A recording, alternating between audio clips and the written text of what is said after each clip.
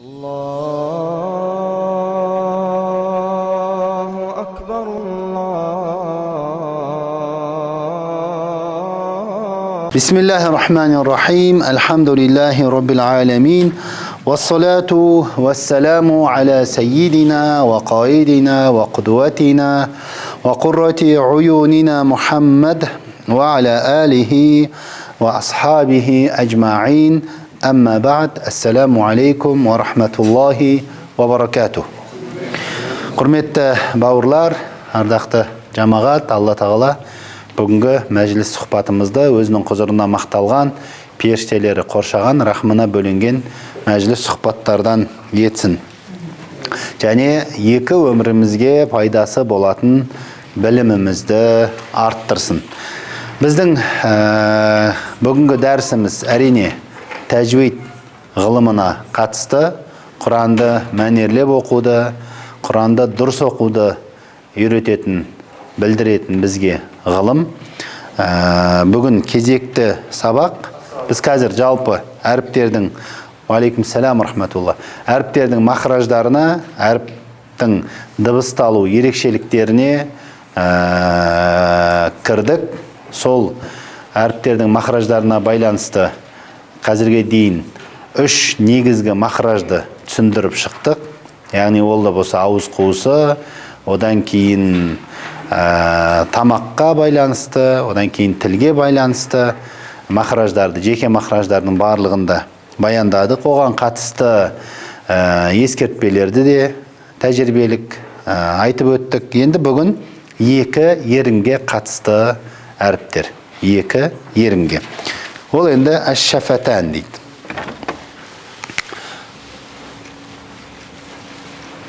Бисмиллахир-рахманир-рахим. Бисмиллахны жазып қойыңыздар.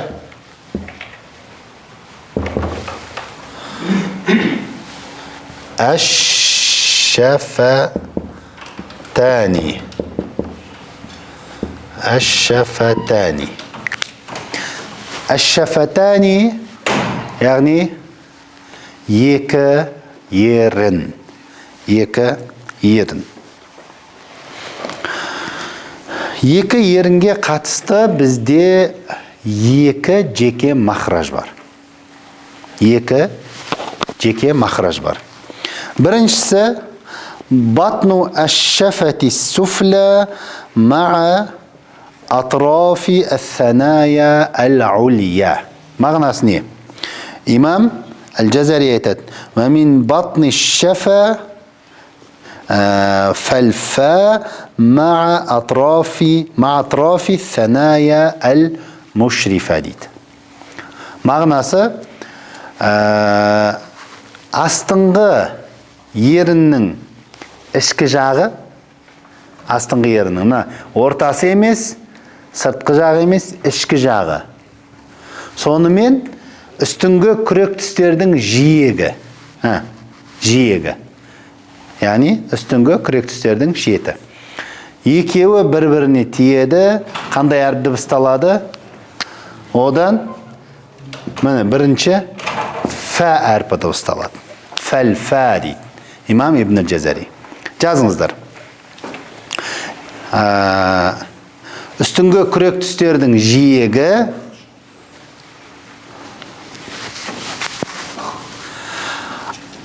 астыңғы еріннің ішкі жағына тиіп дыбысталады.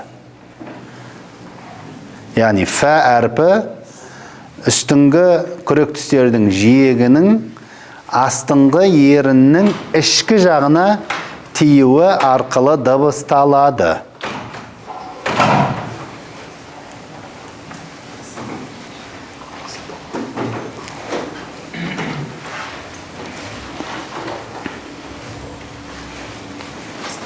Демек, үстіңгі күрек тістердің жиегі кәдімгі біз тістейтін жер. Нанды тістегенде, немесе тағамды тістеген уақытта сол жиегімен тістейміз. Сол астыңғы ерінің ішкі жағына тиеді. Ортасы емес, шеті сыртқы жағы емес, ішкі жағы. Әф. Әф. Кейде көп қателік болады, мына ортасына еріннің, сәл бер жағына. Немесе кейбіреулер сыртқы жағына тигізеді, әф деп, олай емес. Ішкі жағына өте жеңіл, ыңғайлы үлгіде тиеді. Әф, әф, фә, фи, фу. Ешқандай бұл әріпке қатысты бір қиындықтың, немесе бір артық әрекет жасаудың, әлек болудың қажеті жоқ. Әф. Өте оңай, жеңіл әріптердің бірі. Бұл екі ерінге қатысты бірінші махраждың әрпі. Екі ерінге қатысты екі махраж бар бізде. Сосын екінші махраж. Фә түсінікті ғой? Фә түсінікті. Екінші махраж бізде екі еріннен дыбысталады. Екі еріннен. Екі еріннің бір-бірімен қарым-қатынасымен дыбысталады. Ол жерден үш әріп дыбысталады. Біріншісі вау, сосын бә, одан кейін мим. Вау, бә, сосын мим.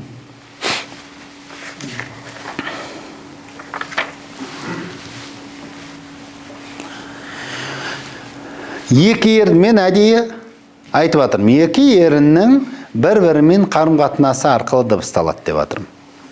Бұл жерде демек, мынау үш әріпте екі ерін әр түрлі жағдайға кіреді. Екі ерін әр түрлі жағдайға. Ең бірінші айырмашылық вау, вау. Екі еріннің бүрісуі арқылы дыбысталады. Екі ерін бір-біріне тимейді. Әу. Біз алдын вауды өттік. Ол вау мәд вау. Мәд ваудың махражы қай жерде еді? Ауыздың, тамақтың ортасында қуыстан дыбысталатын еді ол. Бос қуыстан. О. Бұл вау алфавиттегі вау, мәд вау емес. Екеуін шатастырмау керек. Бұл вау кәдімгі екі еріннің арасынан дыбысталады. Екі еріннің өзара бүрісуі арқылы дыбысталады. Тимейді. Әу. Демек, салмақ вау әрпін дыбыстағанда екі ерінге түседі. Бір-біріне тимей, бір-бірін белгілі бір деңгейде бүрісе отырып, сосын теуіп дыбысталады өзара. Әу. Әу. Әу. Бұл мәд вау емес. Яғни бізде қазақ тілінде әріптерді дауысты, дауыссыз деп бөлеміз ғой. Дауысты, дауыссыз деп бөлеміз. Мәд вау ол дауысты дыбыстарға жатады. Біздің қазақ тілінің ережесімен айтатын болсақ. Созылып кете береді. А, И, У, Э деген қазақта мысалы дауысты дыбыстар бар. Араб тіліндегі алфавиттегі әріптің барлығы бізде дауыссыз. Барлығы дауыссыз. Яғни ол өзі дыбысталады да тоқтап қалады. Мысалы әб, әф, әш, әс, ас, мысалы. Хәмзаның өзі дауыссыз. Енді араб тілінде тек қана дауыссыз дыбыстардан немесе дауыссыз әріптерден сөз құрау, сөйлем құрау ол мүмкін емес негізінде. Мүмкін емес. Дауысты дыбыстың ол жерде қатысы болу керек міндетті түрде. Дауысты дыбыс қатыспаса, онда адам сөйлей алмайды. Сөзді құрай алмайсың. Тек қана дауыссыз әріптерден, дауыссыз дыбыстардан яғни. Сондықтан араб тілінде біріншіден дауысты дыбысқа деген мұқтажды шешуге әрекеттер кеп көмектеседі. Фатха, кәсра, дамма деген. Бә, би, бу. Мысал. Ша, ши, шу деген секілді. Сосын екінші көмекке келетін болса да мәд әріптері. Демек, мәд әріптері, мәд вау, мынау ваудан мүлдем басқа әріп. Оның махражы бөлек, дыбысталуы, табиғаты бөлек. Бірақ екеуінің төркіні бір. Бір-біріне ұқсайды. Төркіні бір.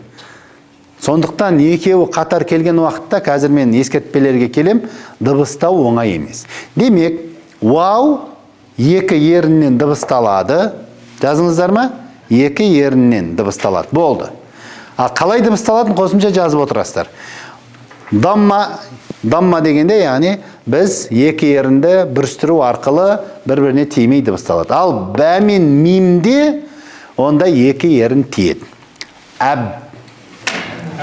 әм, әб, әм. Көрдіңіздер ма? Екі ерін бұл екі әріпте бір-біріне тиеді. Екеуінің тағы бір ерекшеліктері бар, қазір оғанда тоқталамыз. Демек, екі еріннен дыбысталады дегенде, бұлардың дыбысталу ерекшелігі немесе жағдайы бірдей емес. Бұл жөнінде имам Ибн Джазари айтады: «Лишшафатайни әл-вау бәун миму». Яғни екі еріннен вау, бә, мим дыбысталады дейді. Демек, бұл әріптер бізге нені үйретеді? Мынау ерінмен жұмыс жасауды үйретеді. Имам Ибн Джазари айтады: «Лайса байнаху ва байна таркихи илля риядату мриин би факкихи» дейді. Бұл тәжвидке қатысты айтып отқан сөзі. Яғни тәжвидті үйренумен үйренбеудің екеуінің арасындағы айырмашылық, екеуін бөліп тұратын нәрсе, ол адамның мынау жағын жаттықтыруы дейді. Ерінді жаттықтыруға байланысты ғалымдар, тәжвид ғалымдары осы еріннің әріптеріне келген уақытта қатты ескертеді. Сіз ерінді қаншалықты жаттықтырып, қаншалықты ерінді игересіз, екі ерінді. Құранды оқығанда, Құран әріптерін дыбыстағанда, сөздерін оқығанда, соншалықты сіз тәжвидті шебер меңгеріп, соншалықты әріптерді дұрыс шығарасыз. Сондықтан екі ерінді игеру, осы бапта ғұламалар көбірек ескертіп айтып кетеді. Мысал үшінге, бізде умиру деген сөз бар.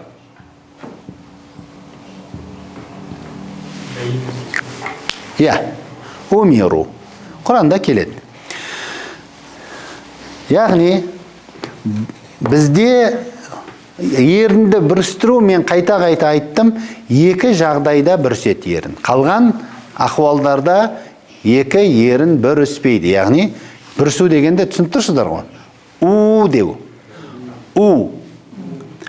Вауда бүріседі, және даммада бүріседі. Естеріңізде болсын. Қалған уақытта ерін алға шығып, түртейіп бүрісіп жүрмеу керек. Вау. Ау. Ау. Ва. Ви. Ву. Мысал. Сол секілді даммада бүріседі. У.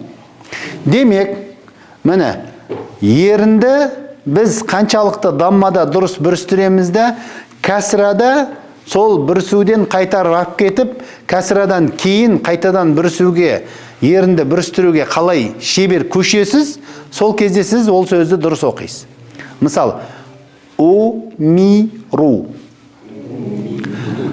Умиру. Яғни осыны шебер меңгеру керек. Умиру. Умиру.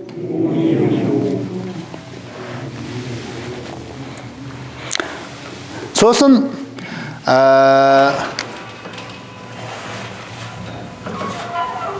өткенде де бұл мәселелерге тоқталғанбыз.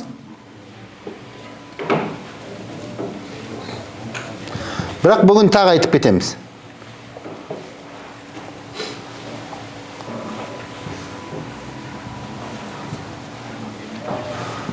Мысалы, وَهُمْ لَهُمْ جُنْدُمْ مُحْضَرُونَ.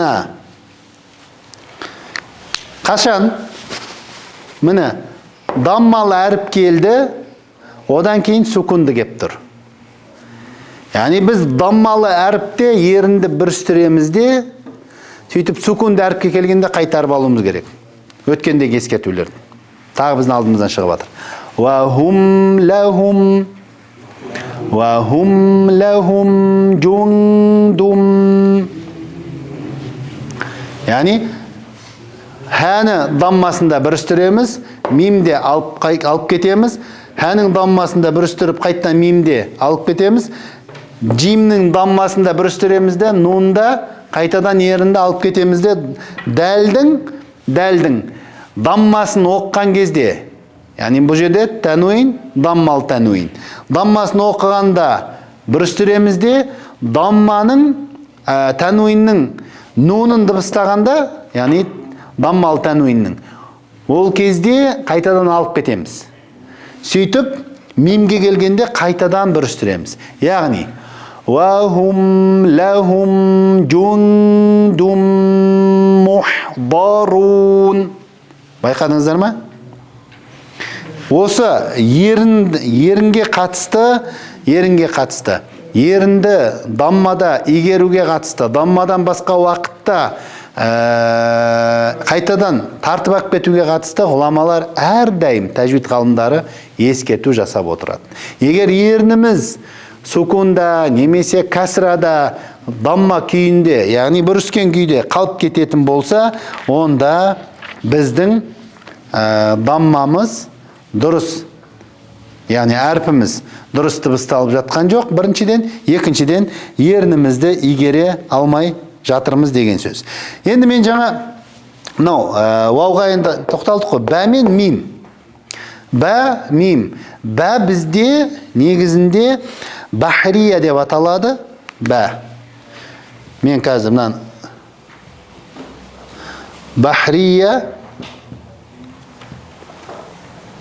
бахриятун, а мынау мим бәррия деп аталады. Неге екенін айтам қазір. Бәррия.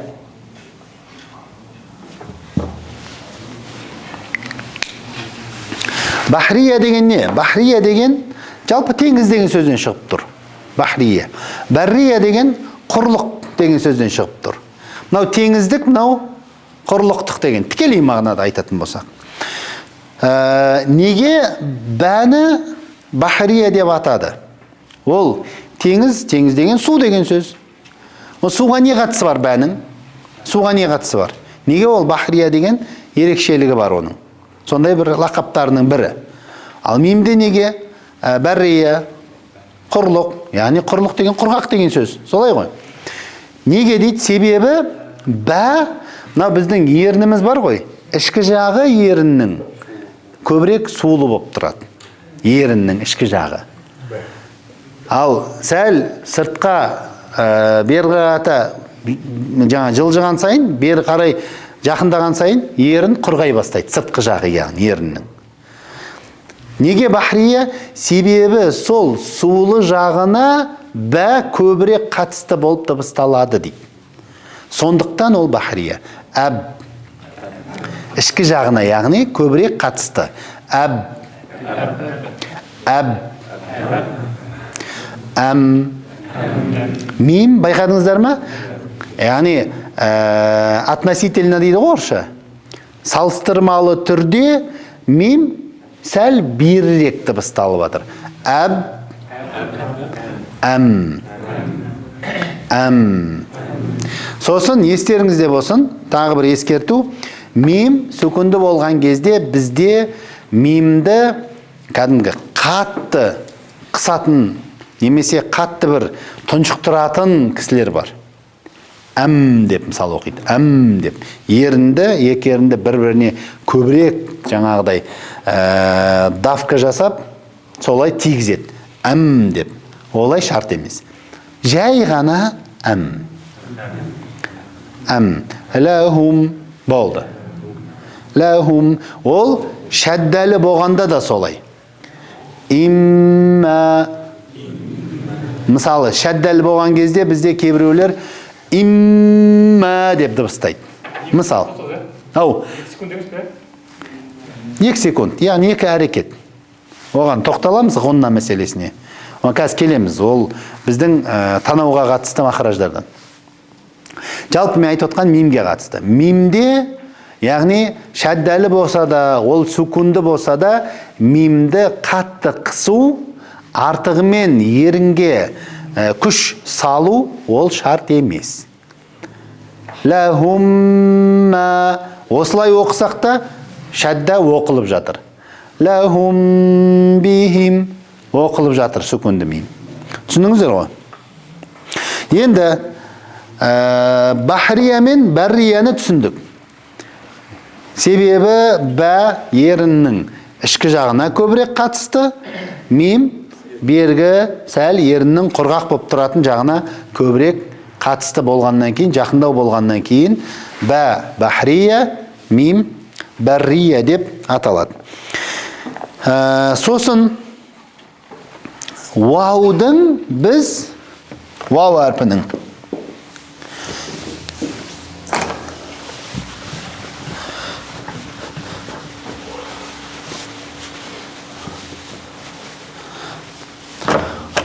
вау әрпі домма.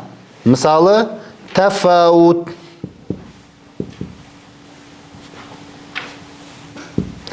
Тафаут. Мысал. Сол секілді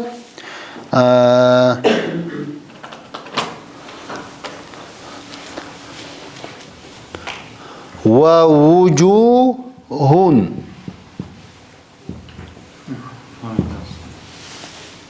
Жақшы жазам екен.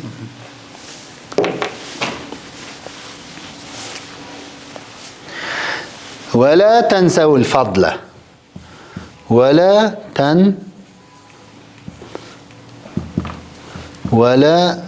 تنسوا الفضل.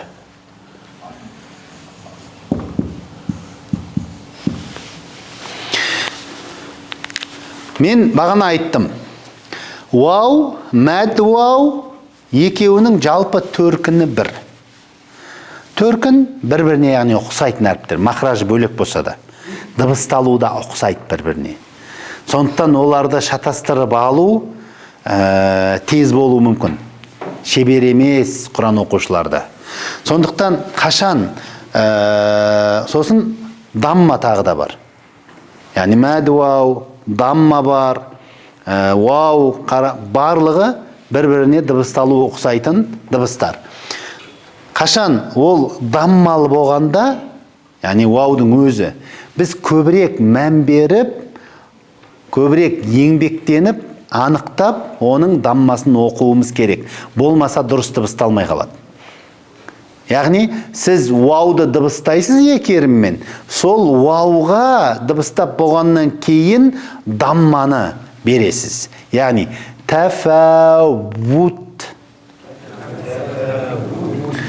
Ут емес, вут. В емес. В-ға ақсауы мүмкін.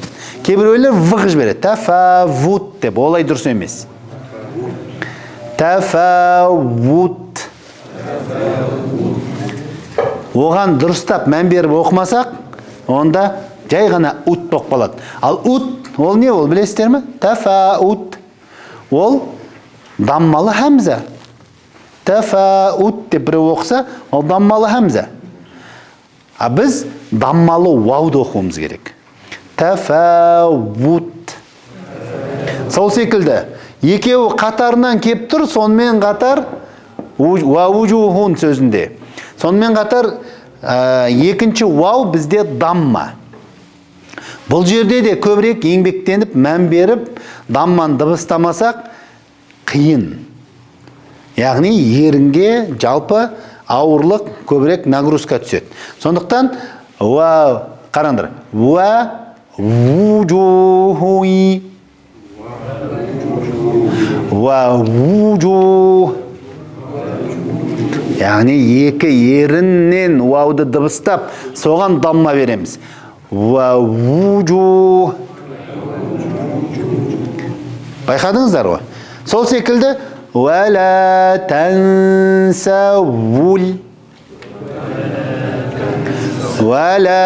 تنسوا الفضل Бля. Мысал. Яғни, синнен кейін вау бізде дамма болып тұр.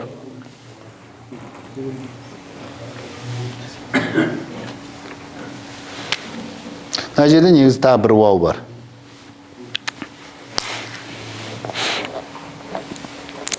Сол секілді кейде вау, мысалы мына сөзде уәли куллин уиджхатун. Уәли куллин. Бұл мысалдар негізі жазып отырыңыздар. Мысалдарды жазып, қайталаған кезде ол сіздерге көмектеседі. Тануин кеп тұр. Тануин. Тануиннің нун сукуны, яғни тануин вауға айналып кетеді. Эдғам беғонна болады. Сосын вау кеп тұр. Вау кәсіралы. Біз вау кәсіралы вауды оқыған кезде, мынау екі езуді екі жаққа кәсірасын дыбыстағанда жіберуіміз керек. Олай болмаса, вауымыз жуан болып, және кәсіраға ұқсамай, дұрыс емес, қате болып дыбысталып қалады. Уәли кулли уиджхатун. Байқадыңыздар ма? Яғни вауды екі ерінмен дыбыстап, содан кейін оған кәсіра беруіміз керек.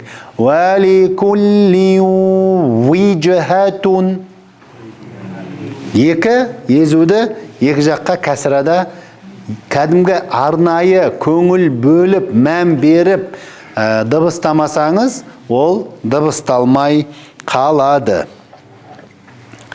Одан кейін тағы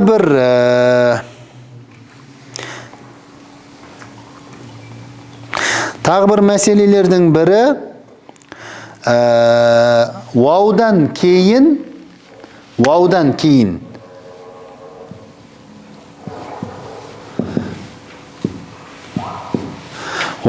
кейін бізде кейде мәд вау келеді.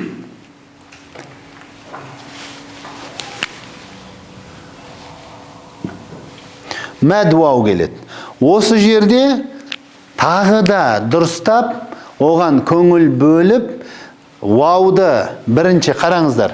Бірінші вауды дыбыстаймыз, оған дамма қоямыз. Вауды дыбыстағанда екі ерін бізге жұмыс жасайды, екі ерінге нагрузка түседі.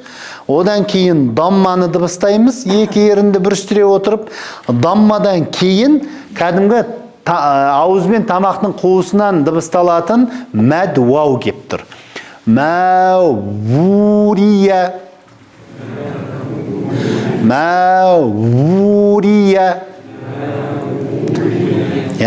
Көрдіңіздер ма? Ерінге нагрузка түсіріп барып, одан кейін біз ауыз қуысынан дыбысталатын әріпке плавно ауысуымыз керек. Мәвурия. Урия емес. Мәвурия. Екі ерін. Ол даммалы хәмзаға ұқсақ қамау керек. Егер де біз мәурия дейтін болсақ, онда мынандай болып қалады ол. Яғни даммалы хәмза секілді. Ол даммалы хәмза емес. Ол жерде даммалы вау. Онтан бұл мәселеге мән беру керек. Сол секілді кейде тағы да бір вауды дұрыстап мән беру керек. Мысалдардан қашан вау шәддәлі болған кезде. Уфауиду. Мысалы Құранда осындай сөз келеді. Уфауиду. Бұл кезде біз ерінге көбірек нагрузка түсіреміз. Екі ерінге, яғни. Уфауиду. Уфауиду. Сонымен қатар вау кәсіра. Вау кәсіра болғаннан кейін вауды дыбыстап болып соңында кәсіраға келгенде екі езуді екі жаққа жіберуіміз керек, кәсіраны дыбыстау үшін.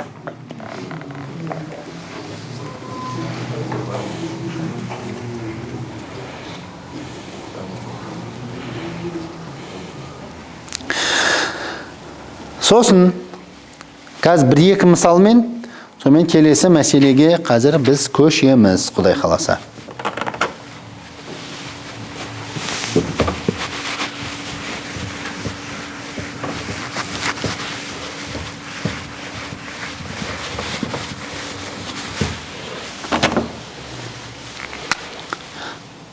عدوا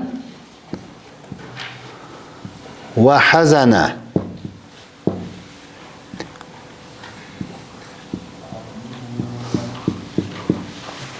Осындай Құранда сөз келеді. Сол секілді ғудуан ва ашия.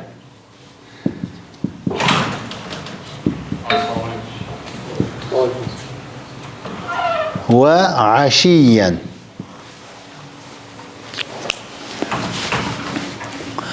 Вау шаддалы және оған тануин кеп тұр. Тануиннен кейін тағы вау. Белгілі бір деңгейде екі ерінге күрделі түрде салмақ түседі. Осы жерде біз яғни вауды қараңыздар. Вауды мына жерде екі вауды әдемілеп ерінге салмақ түсіріп оқып аламыз. Одан кейін тануинға келгенде тануинді біз вауға айналдырып мұрыннан шығарамыз, танаудан. Ол ғуннаның махражына келеміз қазір осыдан кейін. Ол кезде ерінді тартып аламыз. Сосын арғата вауға келгенде қайттан ерінді бүрістіреміз. Яғни фатхал вауда ерінге нагрузка түсіп, сосын арғата фатхасын дыбыстаймыз. Адуан ва хазана. Адуан ва хазана. Адуан ва хазана. Байқадыңыздар ма? Ғудуан ва ашия.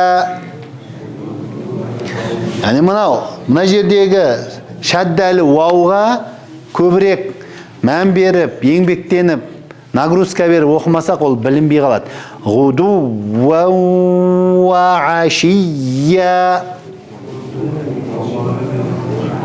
Ғудуан ва ашия.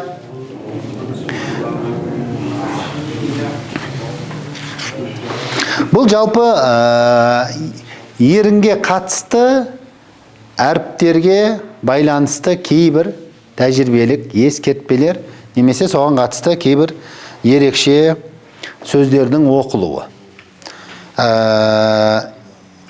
Бұл енді екі ерінге байланысты мәселелер. Екі ерінде демек екі жеке махраж бар. Жалпы одан 4 әріп дыбысталады. Келесі махражға көшеміз. Бұл 5-ші жалпы негізгі махраж. 5-ші.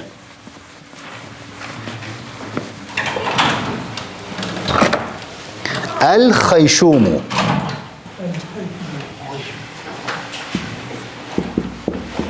Әл-хайшуму. Яғни танау, немесе кеңсірік деп те айтады. Енді жалпы мұрын ғой, мұрынның жоғарғы жағы.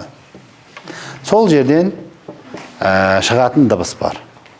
Ол жерден, немесе ол мұрынның, яғни әттәжуи філ әнфи дейді, мұрынның жоғар жағындағы бос жер деп те айтады кейбіреулер. Әттәжуи філ әнфи деп. Жалпы енді танау деп қысқаша біз айтамыз. Мұрын деп айтпаймыз, танау дейміз. Себебі ол мұрын мына жерлер ғой. Мұрын бәрі қатысты.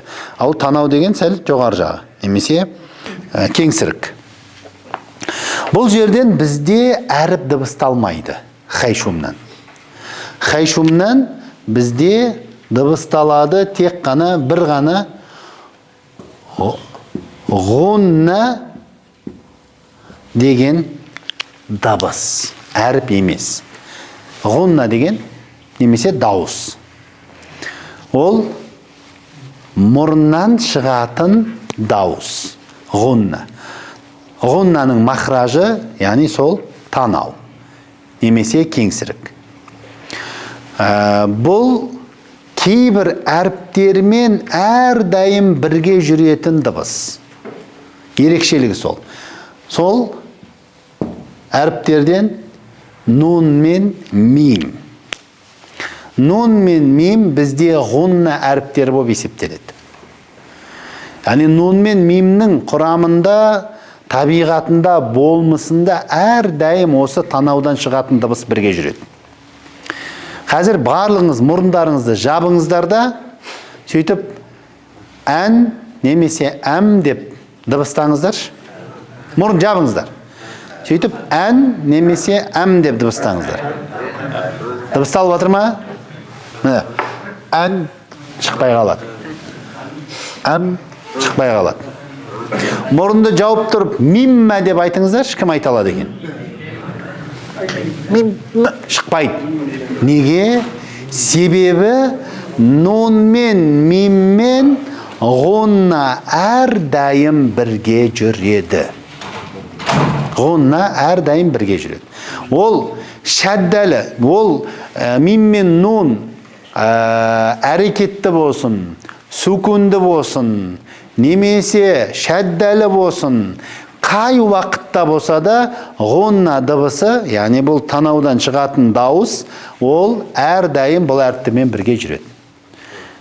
Ол ғуннасыз бұл екі әріпті қандай жағдайда болса да дыбыстау мүмкін емес. Ал енді бұл дыбыс тек қана бұл екі әріпке қатысты емес, кейде мысал үшінге ол қағидаларға келеміз біз. Сүкунді нунның қағидалары, ережелері, сүкунді мимнің қағидалары, ережелері мәселесінде келеміз.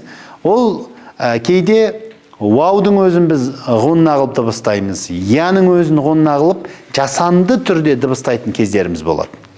Ол енді ол өзінше жеке қағидалар. Осы ғуннаны жасанды түрде яға немесе вауға беретін біздің кездеріміз бар, нуннан және мимнен бөлек. Имам Ибн Аль-Джазари айтады: "Ва ғуннатун махраджухал хайшуму." Ва ғуннатун махраджухал хайшуму. Яғни ғуннаның махражы, яғни хайшум танау дейді. Кейбіреулер сұрауы мүмкін, яғни қаншалықты дәреже деңгейі деп. Сүкунді нун мен мимдегі ғунна қашан әрекетті болған кезде бұл әріптер әрекетті болғанда. Мысалы, рахима. Рахима сөзінде әрекетті, дұрыс па? Әрекетті. Ан'амта.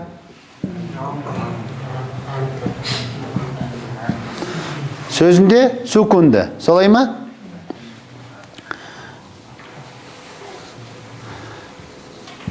Мимма немесе инна.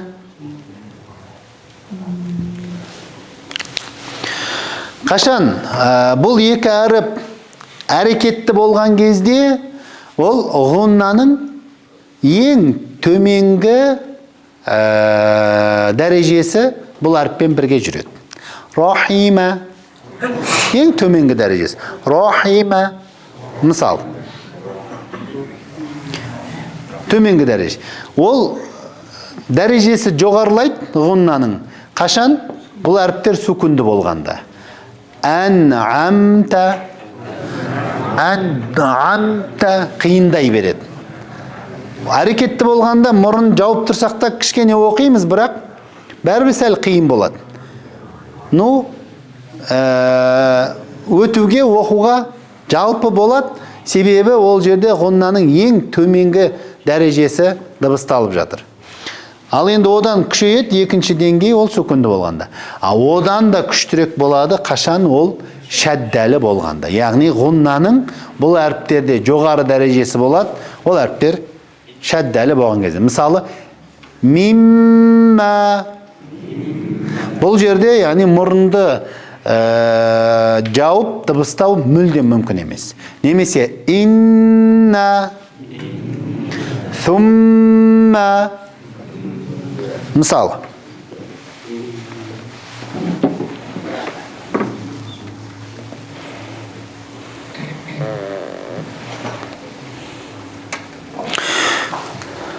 кейбір мәселелерге тоқталып өтеміз. Бұл енді хайшумға байланысты. Енді кітаптағы кейбір қосымша мәселелерге тоқталамыз. Келесі сабақта сипаттарға біратала кіру үшін.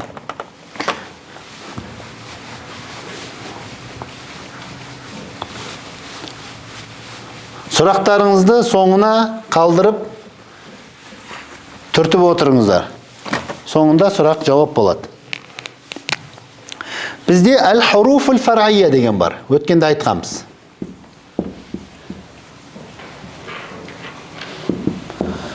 Әл-хуруфул фар'ия.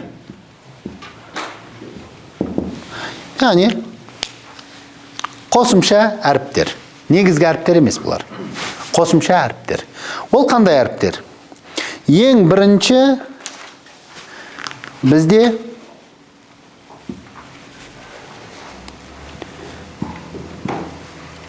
ималя әлифі. Бұл қосымша әріптер екі әріптің ортасынан дыбысталатын, немесе екі әрекеттің ортасынан дыбысталатын сондай әріп. Бұл екі махраждың ортасынан, болмаса екі әріптің ортасында дыбысталатын әріптер қосымша әріптер болып есептеледі бізде. Ол негізгі алфавиттегі әріптер емес. Ең бірінші ималя әлифі. Ималя әлифі бұл әлиф емес, немесе я емес әріп. Яғни әлиф емес, мәд әлиф емес, немесе я емес, яға жақын дыбысталатын әріп. Бізде Құранда Хафс риуаяты бойынша мәж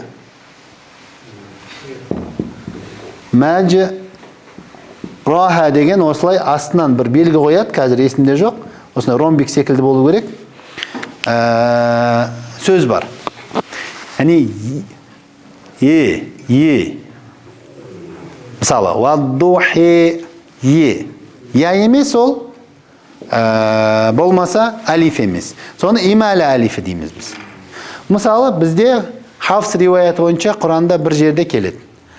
Мәж раха емес, әлиф емес, оны біз ималя әлифі қылып оқимыз. Жай әлиф емес. Мәжреха. Байқадыңыздар ма?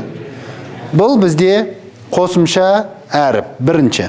Одан кейін екінші жуан ләм. Жуан ләм. Жуан ләм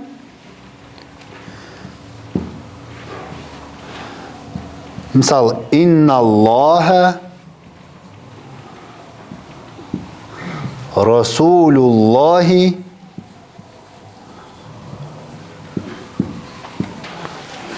жуан ләм. Бұл бізде қосымша әріп. Ләм әрпінің жуан оқылуы. Ләм негізі өзінің болмысында жіңішке әріп бол. Өтті жіңішке әріптерден. Әл қажет болатын болса, ол бізде ғана мягкий знак қойылып оқимыз ғой әріптерге. Солай дыбысталады. Өтте жіңішке дыбысталады. Әлхамду. Мысал.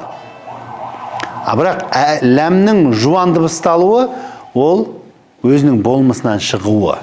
Негізгі жағдайынан басқа жағдайға өтуі. Сондықтан бұл жуан ләм қосымша әріп болып есептеледі. Ол қашан? Яғни Алла сөзінде.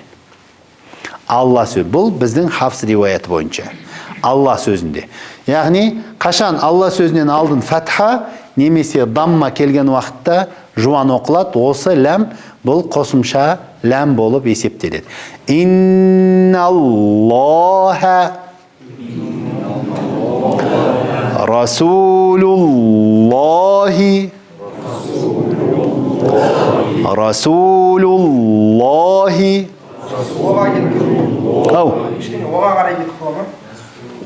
Яғни жуан әріптер қалай оқылады мен айтам. Оған келеміз.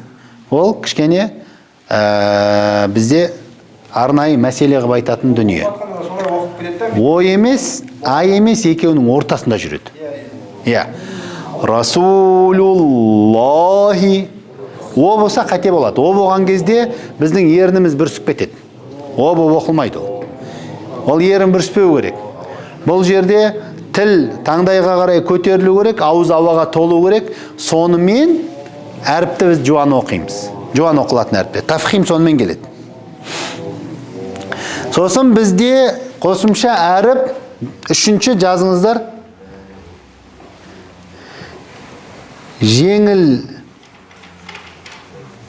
Жеңілдетілген хамза. Жеңілдетілген хамза. Жеңілдетілген хамза, яғни хамза мен әлифтің ортасында дыбысталатын хамза. Оған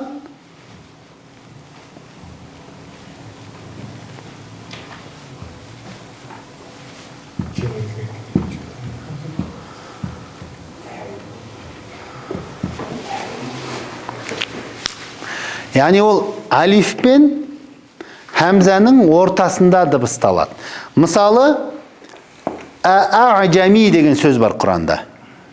А'джами бұл қай сүреде келетін еді? Шура сүресінде келеді ма? Иә, Шурада келу керек, есінде болатын болса. Міне.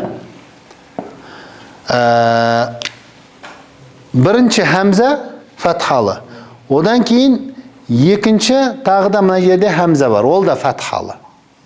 Бірақ біз мына бірінші хамзаны толығымен дұрыс оқимыз да, анық хамза қылып. Одан кейінгі хамзаны жеңілдетіп оқимыз. Оны тәсхил деп атайды. Жеңілдетіп хамза мен алифтің ортасында оқимыз. Қалы а'джами деп оқымаймыз. А'джамиюн деп оқымаймыз. А'джамиюн. А'джамиюн. Байқадыңыздар ма? Осылай деген ауыр ғой, оқу. Тілге, ол ауызға белгілі бір деңгейде салмақ түсіреді. Соны екінші хамзаны жеңілдетемізде а'джамиюн ва араби деп оқиды. Бұл жеңілдетілген хамза бізде хафс риуаяты бойынша бірақ жерде бар. Бірақ жерде бар. Сосын төртінші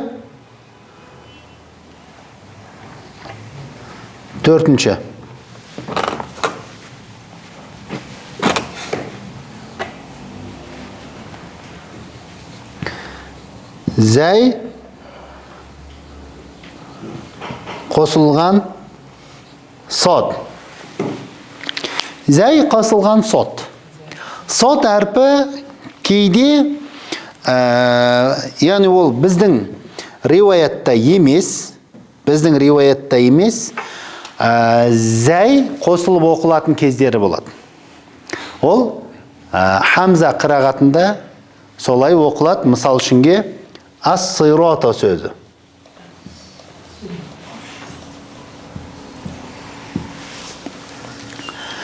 Az-zirata. Байқадыңыздар ма? Az-zirata. Яғни зәй қосылған сот. Бұл да қосымша әріптерге жатады. Негізгі алфавиттің әріптерінен емес. Бізде ишмам деген қағида бар. Ишмам деген кейбір әріптерді кейбір әріптер болғанда ол жерде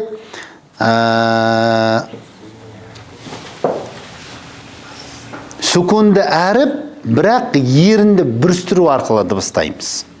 Сүкунді әріп. Бізде Юсуф сүресінде сөз бар. Юсуф сүресінде тәмәнна деген қосымша.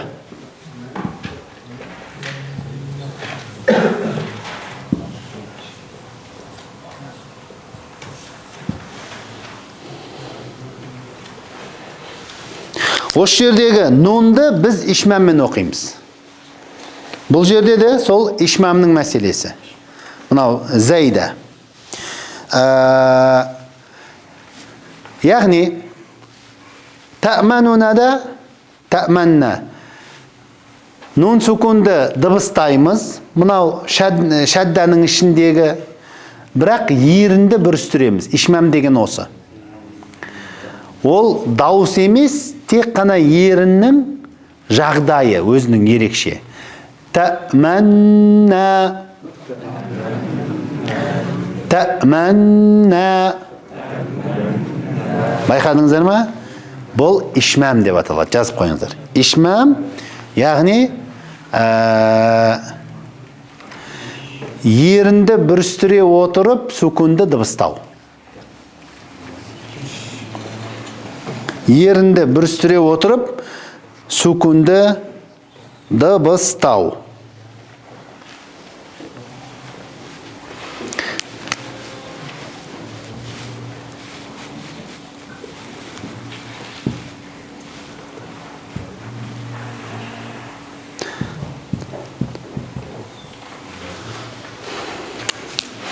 Кейде ишмам, мысал үшінге бізде нелерде жүреді? Сөздің соңындағы әріптерде. Негізгі әріптің әрекеті, мысал үшінге дамма. Біз сол әрекеті дамма әріпті сүкунмен тоқтаймыз ғой. Соны ишмам қылып оқи аламыз. Қашан? Әрекеті оның түбірінде дамма болса. Мысалы, настаин. Әдетте осылай сүкунмен оқимыз. Оны ишмамды қосатын болсақ, ол жерде настаин. Настаин. Яғни ерінді бүрістіру бұл ишмам дауысқа қатысты емес. Бұл тек еріннің өзінің ерекше жағдайы, қозғалысы, еріннің ғана әрекеті. Яғни осы ишмамды мына жерде сотқа қосып атырмыз. Идина зирото, идина зирото. Зәйді осы жерге қосамыз жасанды түрде. Енді бесінші.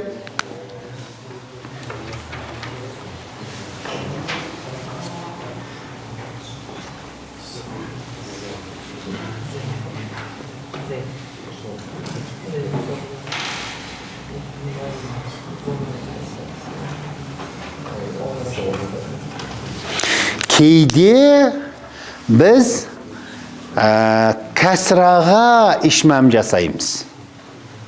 Ол енді біздің риуаятқа жалпы қатысты емес, автор келтіргеннен кейін мен қосымша айтып кетіп атырмын. Кәсіраға ишмам жасаймыз. Яғни кәсіраға дамманың, яғни екі еріннің даммадағы жағдайын қосамыз деген сөз. Кәсірәні дыбыстаған кезде ерінді бүрістіреміз. Бұл Кисаи қырағатында және Ибн Амир Димашқидің қырағатында келеді. Осылай оқылады. Қиля сөзі мысалы. Ва қиля. Байқадыңыздар ма? Ва қиля. Ва қиля. Негізі ол вақиля деп оқиды. Вақиля. Сол жерге біз еріннің бүрістіруін, яғни кәсіраны оқып атқан кезде қосамыз. Вақиля. Вақиля. Осы бізде ишмам кәсіра бұл бесінші жалпы қосымша әріптерден. Әне ол нақты бір махраждан немесе дыбысталып тұрған дыбыс емес, немесе нақты бір әріп емес. Екі әріптің ортасында болмаса, екі махраждың ортасында жүретін осындай дыбыстар, олар қосымша әріптер деп жалпы аталады. Біздің осымен бүкіл махраждарға қатысты сабақтарымыз тамам. Махраждарға қатысты. Яғни 5 негізгі махраж, оны әрқайсысын тарқатып біз 17 жеке махраждың барлығын қазірге дейін атап өттік. Оларға қатысты тәжірибедегі жалпы іс жүзіндегі ескертпелерге де жалпылама тоқталдық негізгілеріне. Ал енді жалпы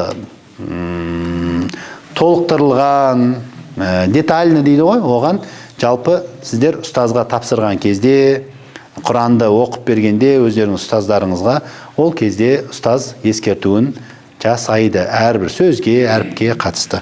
Біз бұл жерде мақсатымыз негізгі мағлұматтарды беру. Баршаңыздан Алла разы болсын. Алла тағала пайдалы білімімізді арттырсын. Субханака бихамдик нашхаду ан ла илаха илля анта настағфирука ва натубу илейк. Келесі аптада Құдай қаласа әріптердің сипаттарына кіреміз.